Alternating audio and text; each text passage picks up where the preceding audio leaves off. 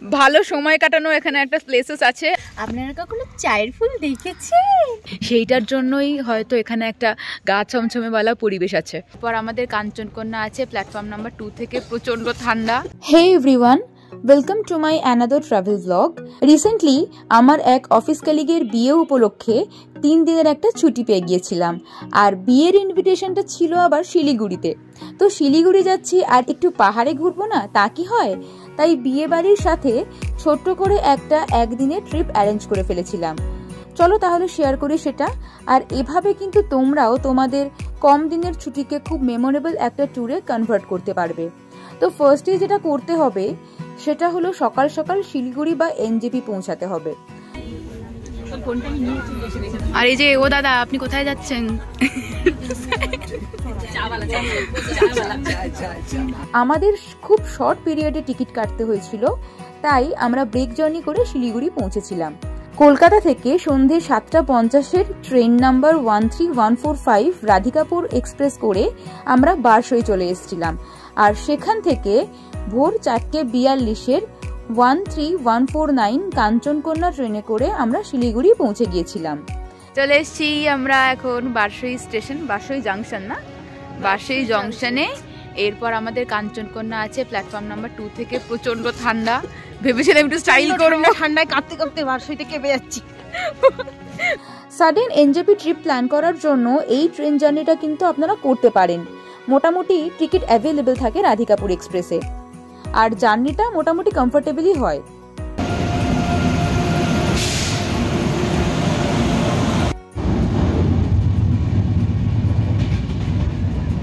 একটা দিন হাতে ঘোরার টাইম, তাই আমরা কার্শিয়াং এর সাইডটা প্ল্যান করে ফেলেছি। তো চলে এসছি আমি এখন বাগডোগরা স্টেশনে। আমি সঞ্চারী, আর welcome to my YouTube channel একে বেকে বহুদূর। এখন আমি বাগডোগরা স্টেশনে আছি। এরপর আমরা এখান থেকে একটা ছোট্ট ট্রিপের একটা প্ল্যানিং করছি। প্ল্যানটা খুব সাডেন প্ল্যান হয়েছে আর খুব শর্ট পিরিয়ডের জন্য। সব ডিটেলস আমি তোমাদের সাথে শেয়ার করব, সো স্টে টিউনড। অ্যারেঞ্জ করে নিয়েছি আমরা এখান থেকে। এবার এখান থেকে আমরা যাব আমাদের ডেস্টিনেশন কার্শিয়াং। ঘোরার জন্য স্টেশন থেকে শেয়ার ক্যাব করে নিতে পারেন, অথবা 5 থেকে 6 জন যদি থাকেন সেক্ষেত্রে একটা গাড়ি বুক করে নিতে পারেন সারাদিনের জন্য। ওই 4000 থেকে 5000 টাকা মতো পড়বে। তানিয়া, মিস করছি তোকে। পুরে কার্শিয়াং পাহাড় দেখা যাচ্ছে।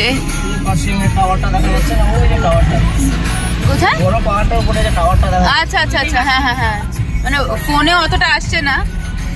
এরপর রাস্তায় যেতে যেতে ব্রেকফাস্ট করে নিয়ে ফার্স্টেই পৌঁছে যান Rohini park and Rohini view পয়েন্টে। চাইলে রোহিণী লেকে বোটিং করতে পারেন।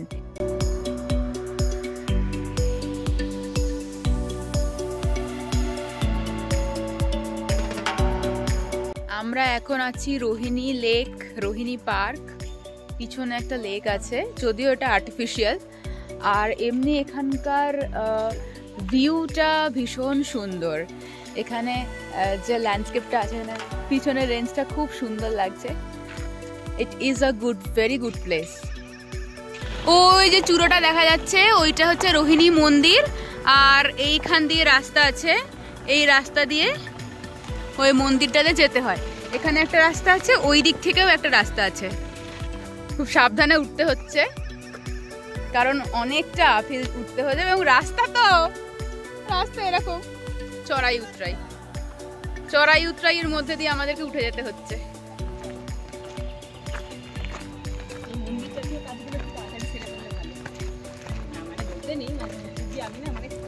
হ্যাঁ হ্যাঁ ঠিক আছে, তোমার ভক্তিবাদ আমি বুঝতে পেরে গেছি। ভক্তি না থাকলে পাহাড়ে উঠতে পারবি না, কেউ পারবে না। একদমই, ভক্তি ভগবানকে কর আর যাকে খুশি কর, পাহাড়কে কর। হ্যাঁ, ভক্তি করতে হবে। আমরা রোহিণী মন্দিরে যাব ভাবছিলাম, কিন্তু তারপরে দেখলাম এই জায়গাটাও বেশ সুন্দর লাগছে। তো এমনি জানতে পারলাম এই জায়গাটা, এই পয়েন্টটা হচ্ছে সুইসাইড পয়েন্ট। ব্যাপারটা হচ্ছে যে একটু ভুতুড়ে টাইপের। মন্দিরে যাওয়ার ভক্তি হঠাৎ করে উড়ে গিয়ে হঠাৎ করে সুইসাইড পয়েন্টে এসে ভয়ের উদ্রেক হলো, তাই জন্য সুইসাইড পয়েন্টে ভয় পেতে এলাম। ভক্তি আমাদের উড়ে গেছে না, ভক্তি আসছে, আমরা যাব ধীরে ধীরে। আবার ভক্তি জন্ম হচ্ছে, ভক্তি আসছে, আমরা মন্দিরের পথে ধীরে ধীরে এগোচ্ছি। এই পাহাড়ি ফুল ভীষণ সুন্দর লাগছে, ফুলটা অনেক ফটোশুট করে ফেলেছি, কিন্তু মন্দিরে যাওয়ার প্ল্যানিংটা আমরা ক্যান্সেল করছি।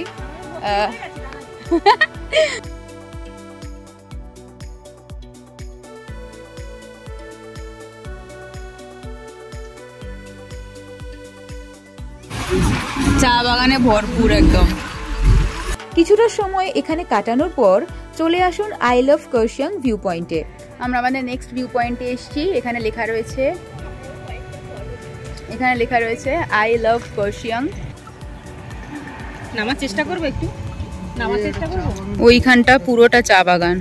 অসাধারণ সুন্দর একটি ল্যান্ডস্কেপ ভিউ পাওয়া যায় এখান থেকে।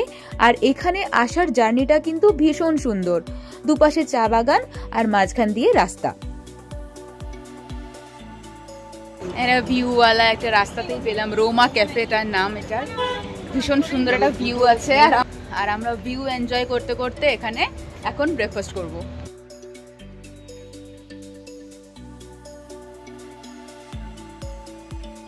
পাহাড়ে আসবো আর পাহাড়ের মোমো খাবো না, তা কি কখনো হয়? তার জন্য চলে এসেছি সামনে গরম গরম মোমো।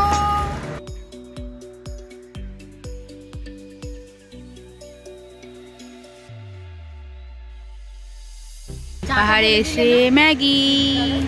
এরপরে চলে আসুন কার্শিয়াং এর ফেমাস ডাউহিল ফরেস্টে। এখানকার পাইন ফরেস্টের মধ্যে আলো আঁধারি পরিবেশ একে ভীষণ রহস্যময় করে তুলেছে। এসেছি এখন আমরা ডাউহিল ফরেস্টে, কার্শিয়াং এর one of the most famous place it is. সবাই বলে এখানে একটা হন্টেড বলা ফিলিং আছে। এখন তো দিনের বেলা, এখন সেরকম কিছু হন্টেড ফিলিং আমরা পাবো না, কিন্তু এইখানকার জায়গাটা খুব নিরিবিলি। তো আপনারা দেখতেই পাচ্ছেন প্রচণ্ড নিরিবিলি এই জায়গাটা। তো আমার মনে হয় কি যে হন্টেড তো একটা ফিলিংয়ের ব্যাপার, যেহেতু জায়গাটা খুব মানে একদম নিশ্চুপ এবং নিরিবিলি, সেইটার জন্যই হয়তো এখানে একটা গা ছমছমেওয়ালা পরিবেশ আছে। আর এই যে সানলাইট পড়ছে, মানে একটা আলো আঁধারি, সূর্যের আলো এবং অন্ধকার, এত বন জঙ্গল, পুরোটাই পাইন ফরেস্ট, তো সেটার জন্য যেহেতু একটা আলো আঁধারি ভাব তৈরি হয়, সেটার জন্য হয়তো কিছুটা একটা গা ছমছমে বা ওরকম ফিলিং আসে। আর তাছাড়াও এইখানে আর্টিফিশিয়ালি কিছু এরকম মানে হন্টিং, যাতে একটা গা ছমছমে পরিবেশ তৈরি হয়, সেটার জন্য একটু তৈরি করা আছে ব্যাপারটা artificially, but it is looking very nice.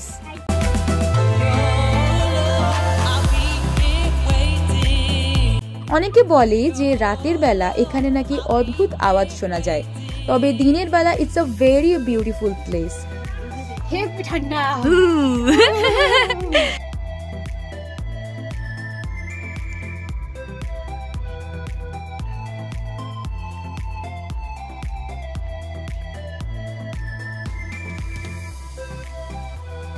এসেছি, হাঁপিয়ে গেছি। সুদেশনা দি, কেমন লাগছে বলো ডাউহিল ফরেস্ট? আমি সূর্যকে দেখছি। ডাউহিল ফরেস্টের কাছেই রয়েছে ভিক্টোরিয়া বয়েজ স্কুল, তবে এটা বাইরে থেকে দেখতে হয়, ভিতরে এন্ট্রি কিন্তু নিষেধ।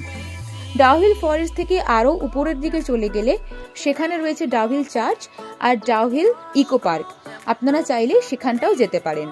আমাদের সবার নাক ঠান্ডা হয়ে যাচ্ছে। নাকে কে কামড়ে গিয়েছে? Frost bite. কোথায় যাচ্ছি? Eco park. আবার অনেকটা আপহিল উঠে যেতে হচ্ছে সেইখানে। দাঁড়াও, তুমি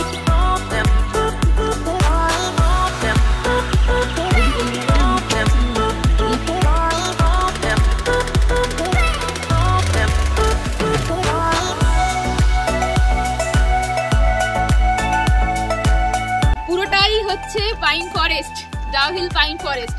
আর ওই দিকটায় আছে ইকো পার্ক, ডাউহিলের ইকো পার্ক আছে ওদিকে। আমরা অত উপরে উঠতে, মানে আমার আর এনার্জি নেই, তো আমরা অত উপরে আর উঠিনি। আমরা ওইখান থেকে একটু স্টল ছিল, সেখানে একটু চা স্ন্যাক্স খেয়ে, চা খেয়েছি, আলু মিমি খেয়েছি, যেটা এখানকার লোকাল ফুড, ওগুলো খেয়ে আমরা এখন আবার নিচে যাচ্ছি। ভালো সময় কাটানো এখানে একটা প্লেসেস আছে, আর তার সাথে আপনারা আপনাদের প্রিয়জনের সাথে এখানে কোয়ালিটি টাইম স্পেন্ড করতে পারেন, যেটা শিবানী করছে। Over phone. কোয়ালিটি টাইম স্পেন্ডের কথা হচ্ছে। সুন্দর, আপনারা সবাই এখানে এসে সময় কাটাতে পারবেন এরকম। আর এখানে দাঁড়িয়ে আছে কেন? এ মধু, কি হলো? মন খারাপ কেন? খারাপ করছে। কেন? আমি আমার ওয়ান এন্ড অনলি হাজবেন্ডকে খুব মিস করছি। আহারে, কি কষ্ট। আজকে আমার সাথে। এরপর চলে আসুন হনুমান টকে। এখানে রয়েছে হনুমানজির একটা বড় স্ট্যাচু আর মন্দির। আমরা এখন নেক্সট ডেস্টিনেশনে চলে এসেছি। এটা হচ্ছে হনুমান টপ।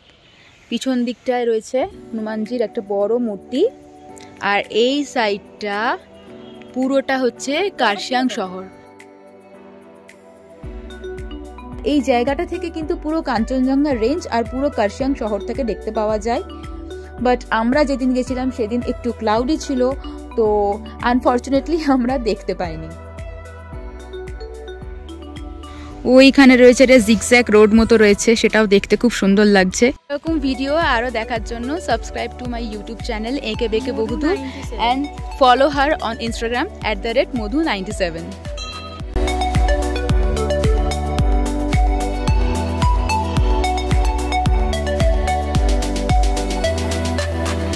এই হনুমান টপের পিছন দিকটা পুরোটাই একটা পুরো চা বাগান। এখানে পুরো চা হয়ে আছে, চা বাগানে আমরা ফটো নিয়েছি। আপনারা কখনো চায়ের ফুল দেখেছেন? এই যে দেখুন চায়ের ফুল। এরপর সেখান থেকে আপনারা চাইলে গিদা পাহাড় ভিউ পয়েন্ট যেতে পারেন। এছাড়া রয়েছে মাকাইবাড়ি টি এস্টেট, চিমনি ভিলেজ এবং স্ট্রবেরি গার্ডেন, বাট সেটা একটু অন্য সাইডে পড়ে যায়। আমাদের হাতে সময় কম, তো আমরা এরপর চলে এসেছিলাম ইগলস ক্র্যাগে। এখন আমরা চলে এসেছি ইগলস ক্র্যাগ।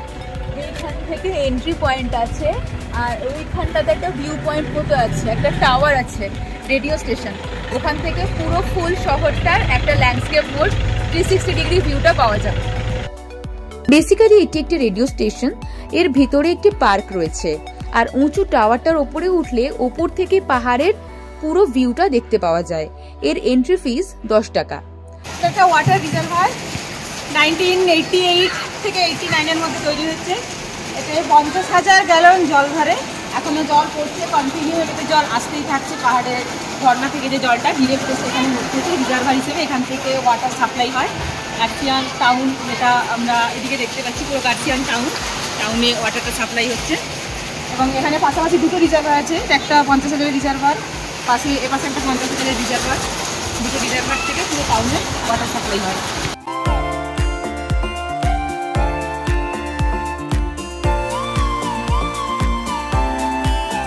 এত ঘুরতে ঘুরতে মোটামুটি আমাদের সন্ধে হয়ে গিয়েছিল, তো আমরা বিয়েবাড়ির ইনভিটেশন বাড়িতে চলে এসেছিলাম। আপনাদের হাতে যদি টাইম থাকে আপনারা পরের দিন দার্জিলিং সাইডটা ঘুরে দেখতে পারেন, নইলে ছুটি বা সময়ের অভাব থাকলে সেদিন সন্ধ্যের মধ্যেই চলে আসতে পারেন শিলিগুড়ি বা এনজেপি স্টেশনে, দেন রাতের ট্রেনে করে বাড়ি। হয়ে গেল কম দিনের ছুটিতে পাহাড়ের একটা ছোট্ট ট্রিপ। ভিডিওটি ভালো লাগলে লাইক, কমেন্ট এবং শেয়ার করবেন। এরকম আরও ছোট ছোট ট্রিপ প্ল্যানের ভিডিও দেখার জন্য subscribe to my YouTube channel. Thanks for watching.